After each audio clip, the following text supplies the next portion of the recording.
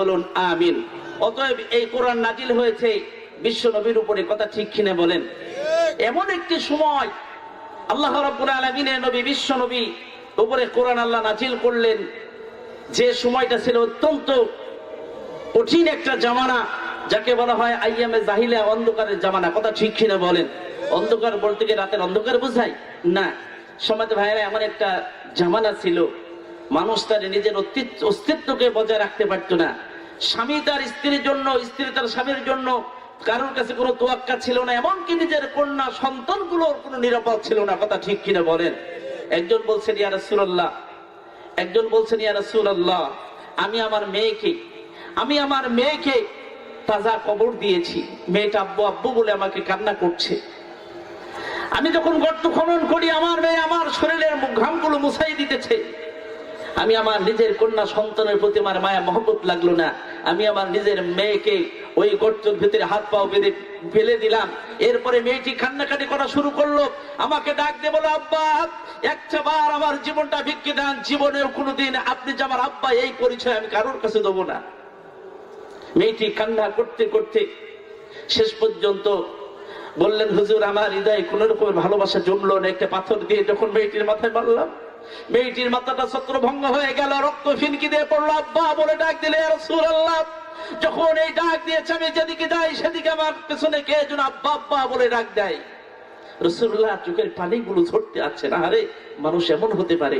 আমার ভাইয়ের, আমার বন্ধুরা, আল্লাহ রাব্বুল আলামিন, আল্লাহ তাআলা, আমার রব্বুল আল্লাহ রাসূল আল্লাহ নবী বিশ্ব নবী জনাবে মুহাম্মদ রাসূলুল্লাহ সাল্লাল্লাহু আলাইহি সাল্লাম আল্লাহর কাছে ধারণা দিলেন, আল্লাহ নাজিল করলেন মহাগ্রন্থ আল্লাহ কোরআন, কথা ঠিক কিনা বলেন? আরো জোরে বলেন ঠিক কিনা? এই কোরআন নাজিল হলো, কোরআনের দাওয়াত নবীজি দিলেন, এবং সেই দাওয়াত শুনে প্রত্যাখ্যান করলো আবু জেহেল, উতবা, উতাইবা, মুগিরা, কথা ঠিক কিনা বলেন? আমার ভাইয়ের, আমার বন্ধুরা, এমন শুধু তাই নয়, আবু জেহেল বলল, ক্বালাল্লাযীনা কাফারু লা তাসমাউ লিহাযাল কুরআন। আবু জেহেল বলল, ওই কোরআনের কথাগুলো শোনা যাবে না, ওই কোরআনের কাছে তোমরা যেতে পারবে না, কোরআনের কথাগুলো তোমরা শুনতে পারবে না। আমার ভাইয়ের, আমার বন্ধুরা, এই কোরআনের ভিতরে এমন মধু আল্লাহ দিয়ে দিয়েছেন, এমন একটা বাণী, আল্লাহর কোরআন শুনলে নিজের দিলটা ঠান্ডা হয়ে যায়। জোরে কোন ঠিক কিনা বলেন? সময় ভাইয়ের, আমার বন্ধুরা, আবু জেহেল যখন বলল কোরআন শোনা যাবে না, ওখানে যাওয়া যাবে না, ফিতনা ফাসাদ তৈরি করো, গন্ডগোল তৈরি করো, এমনকি ওই কোরআনের কাছেও তোমরা যেতে পারবে না, আমার পক্ষ থেকে কোনো পারমিশন নাই, তোমরা যেতে পারবে না। আমার ভাইয়ের, আমার বন্ধুরা, আল্লাহর কোরআন তিলাওয়াত হবে, আল্লাহর কোরআনের কথা হবে, কোনো পারমিশন চলবে না, কথা ঠিক কিনা বলেন? মুসলমানের ধর্মগ্রন্থ আল্লাহর কোরআন, কোরআন আছে, এই কোরআন হলো আমার আপনার জীবনের সবচেয়ে বড় সংবিধান। এই কোরআন শুনলে মুসলমানের আত্মাটা ঠান্ডা হয়ে যায়। আমার ভাইয়ের, আমার বন্ধুরা, আবু জেহেল যখন এই কথা বললেন, আল্লাহ পাক কি বললেন? গোটা পৃথিবীর মানুষগুলোকে আল্লাহ জানিয়ে দিলেন, ওয়াইযা কুরিয়াল কুরআনু ফাসতামিউ লাহু ওয়া আনসিতু লাআল্লাকুম তুরহামুন।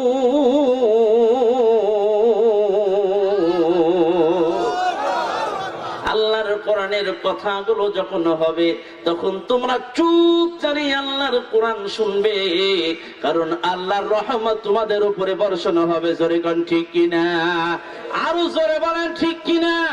আমার ভাইয়ের, আমার বন্ধুরা, অতএব কোরআন যখন আপনি মানবেন, কোরআনের কথাগুলো যখন আপনার সামনে, কোরআনের কথাগুলো যখন বাস্তবায়ন করবেন, কোরআনের কথাগুলো যখন আপনি সমাজে আলোচনা করবেন, সমাজে দাওয়াত দিবেন, তখন আমার ভাইয়ের, আমার বন্ধুরা, আপনার উপরে অত্যাচার, জুলুম, নির্যাতন আসবে, কথা ঠিক কিনা?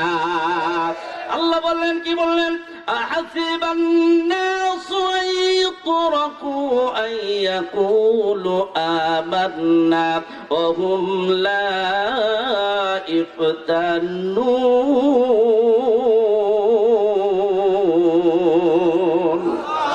আল্লাহ বলে বলেছেন, তোমরা কি মনে করেছো ঈমান এনে যে কথা বললেই তোমাদের ছেড়ে দেওয়া হবে? না না না না, ঈমান যখন আল্লাহর উপরে আনবে, আল্লাহর মুমিন বান্দা আল্লাহর সামনে আল্লাহর কাছে তার পরীক্ষা আছে না নাই?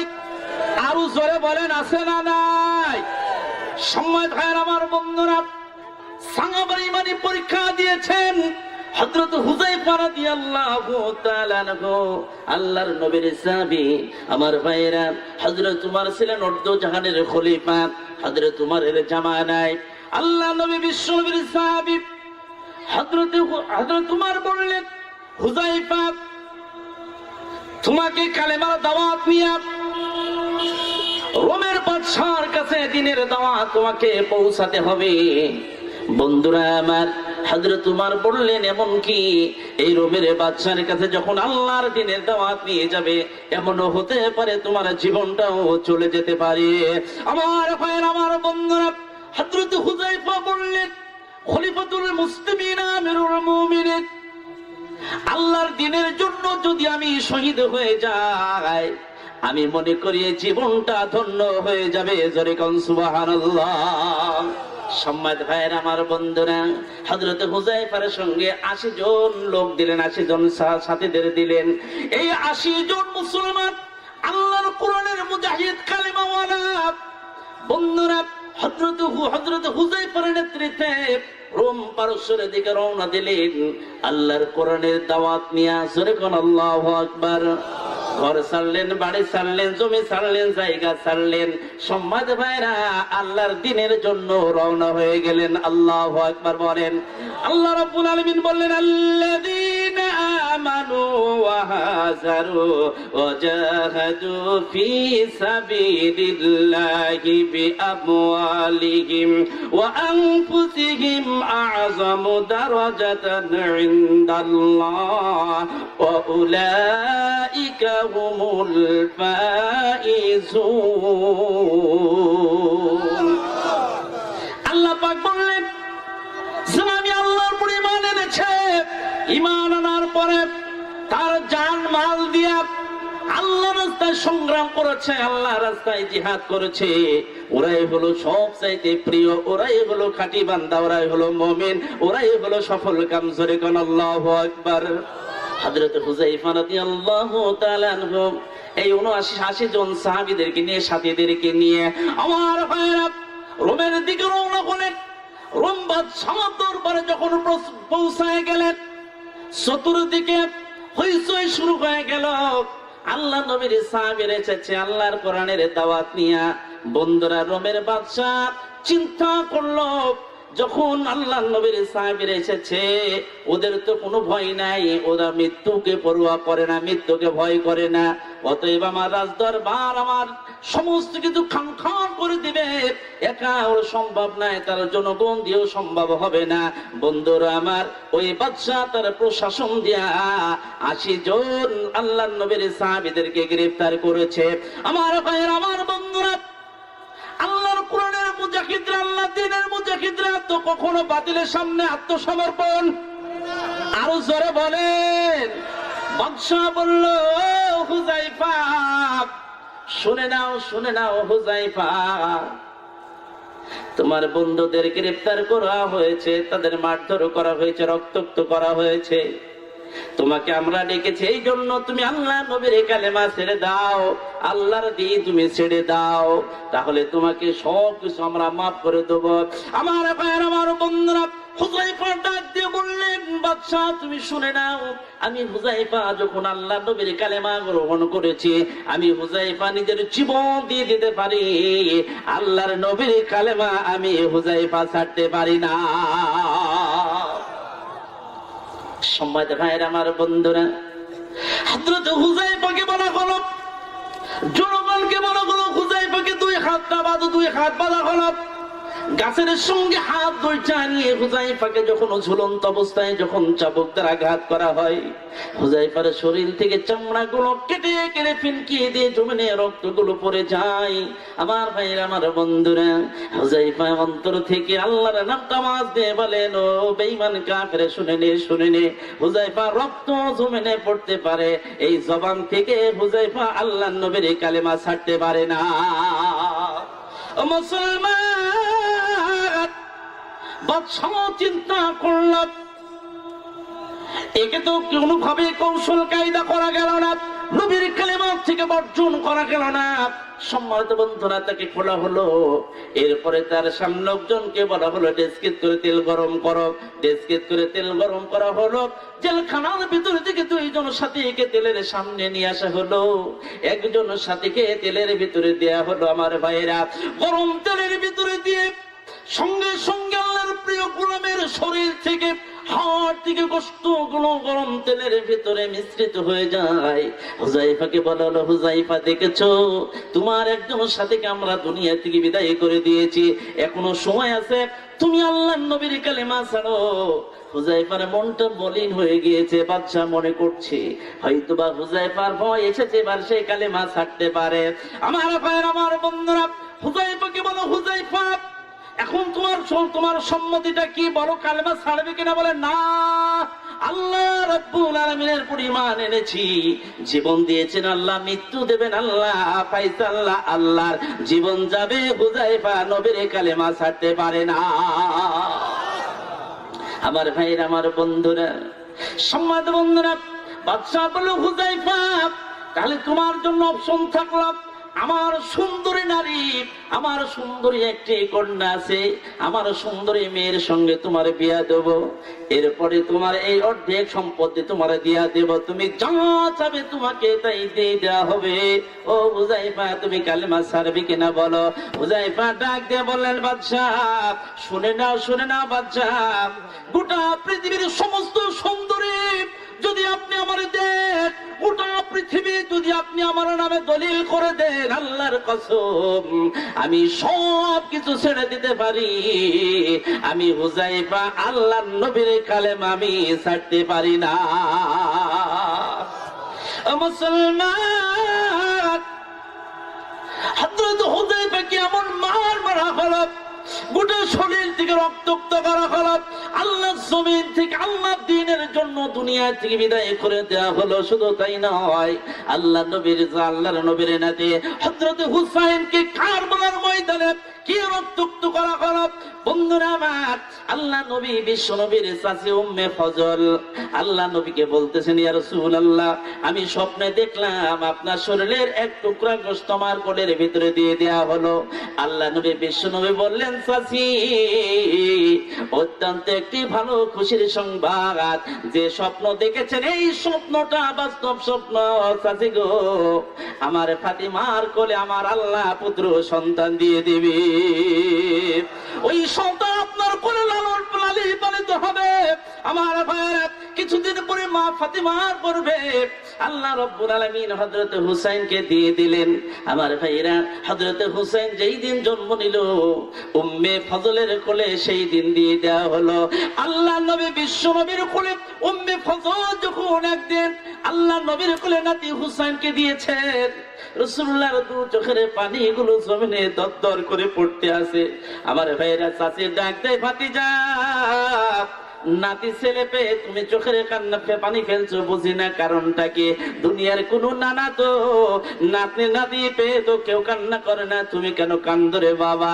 আমার ভাইয়ের, আমার বন্ধুরা, আল্লাহ নবী, বিশ্ব নবী ডাক দিয়ে, চাচি,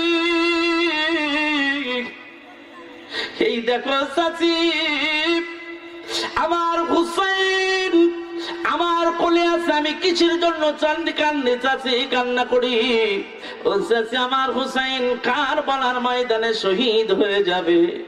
এই দেখো হযরতে জিবরাইল আমার নাতি হুসাইন যেখানে শহীদ হবে সেই জায়গার লাল মাটি এনে আমি নবীর কাছে দিয়ে দিয়েছে।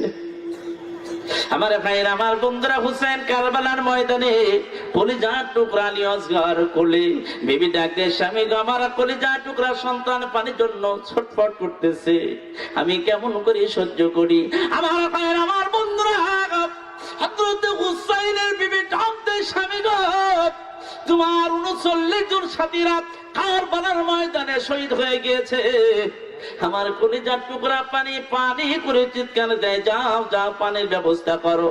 কলিজার টুকরা শিশু আলী আসগরকে নিয়ে ডাক দেয়, ও ইয়াজিদের বাহিনীরা, আমার আলী আসগরের পানি বিনা দুনিয়া থেকে বিদায় হয়ে যাবে, কেমন করে আমি সহ্য করতে পারি, তোরে একটি পানির ব্যবস্থা কর।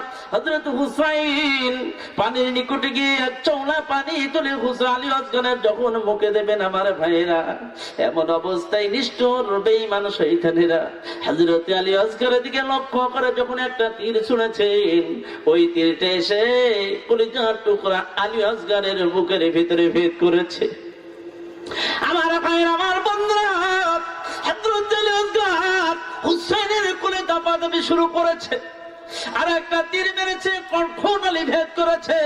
হযরত আলী আসগর গোটা শরীর রক্তাক্ত হয়ে গিয়েছে। আমার ভাইয়েরা, আমার বন্ধুরা, হযরত হুসাইন রাদিয়াল্লাহু তাআলা আনহু কলিজার টুকরা সন্তান আলী আসগরকে নিয়ে গোটা শরীর রক্তাক্ত আলী আসগর হুসাইনের রক্তাক্ত শরীর নিয়ে কবর দিকে ফিরে যায়। স্বামী স্ত্রীকে ডাক দেয়, ও বিবি, তোমার আলী আসগর আর কোনদিন পানি চাবে না। আমার ভাই, আমার বন্ধুরা, হযরত হুসাইন আলী আসগরকে দুনিয়া থেকে বিদায় করা হলো, হযরত হুসাইনকে কারবালার ময়দানে শহীদ করা হলো, হযরত সারাকে দুনিয়া থেকে বিদায় করে দেওয়া হলো। এইভাবে আল্লাহ দিনের জন্য যারা আল্লাহর কোরআন মেনেছে, আল্লাহর দিন মেনেছে, আমার ভাইয়ের, আমার বন্ধুরা, কোরআনের কারণে অনেকের জীবন গিয়েছে, কথা ঠিক কিনা? আরো জোরে বলেন ঠিক কিনা? আপনি যদি আল্লাহর কোরআনের পথে থাকেন, আপনাকেও জীবন দিতে হবে, আপনাকে বিশ্বনবীর মতো জেল খাটতে হবে, কথা ঠিক কিনা বলেন? এই কোরআনের জন্য জীবন দিয়েছেন হযরত খাব্বাব, জীবন দিয়েছেন এই কোরআনের জন্য, জীবন দিয়েছেন হুসাইন, এই কোরআনের জন্য জীবন দিয়েছেন হযরতে খুবাইব, এই কোরআনের জন্য জীবন দিয়েছেন মাসিয়া, এই কোরআনের জন্য জীবন দিয়েছেন হযরতে উমার, এই কোরআনের জন্য জীবন দিয়েছেন হযরতে আম্মার, কথা ঠিক কিনা? আমরা আল্লাহর কাছে বলি, আল্লাহ, ও আল্লাহ, তোমার কাছে দরখাস্ত দি, আল্লাহ, তুমি আমাদেরকে একটা, এই পৃথিবীতে আল্লাহর কোরআনের শাসন কবে হবে, এই আল্লাহর কোরআনের শাসনটা দেখার মতো তৌফিক আল্লাহ তুমি দান করে দাও, বলুন আমিন। আরো জোরে সরে বলুন আল্লাহুম্মা আমিন।